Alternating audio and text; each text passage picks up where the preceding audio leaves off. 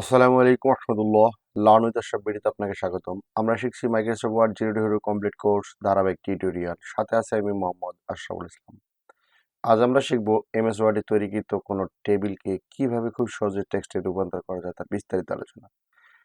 তার আগে বলে নিই, আপনি যদি আমার চ্যানেলে নতুন হয়ে থাকেন অবশ্যই চ্যানেলটিকে সাবস্ক্রাইব করে পাশে থাকা বেল বাটনটি প্রেস করে দেবেন, যাতে করে নতুন কোনো ভিডিও আপলোড হওয়ার সাথে সাথে আপনি পেয়ে যান।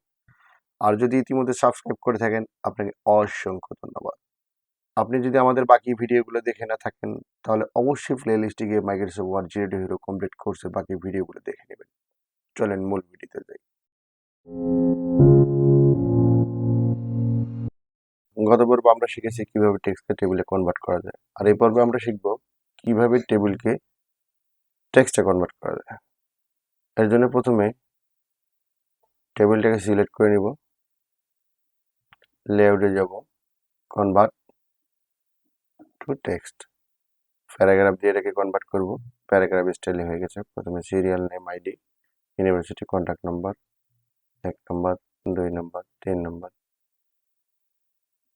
এসে 4 নম্বর। এটা টেবিল থেকে টেক্সটে কনভার্ট হয়ে গেছে। তারপর আমরা এটাকে অন্যভাবে কনভার্ট করব।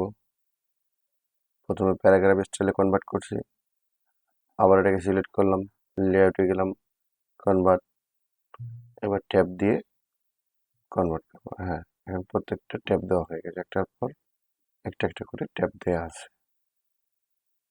তো আবার এটাকে আমরা কনভার্ট করবো, এই জন্য সিলেক্ট করবো, লেআউটে যাবো, লেআউটে কনভার্ট টু, এবার আমরা কমা দিয়ে করবো, ব্যাস।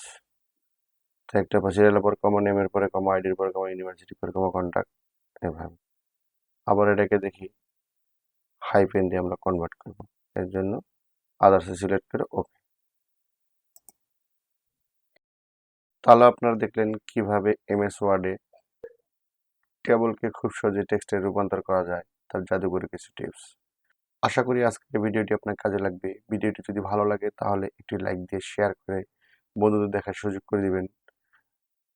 আর এই চ্যানেলটি যদি এখনো সাবস্ক্রাইব করে না থাকেন তাহলে অবশ্যই সাবস্ক্রাইব করে পাশে থাকা বেল বাটনটি প্রেস করে দিবেন।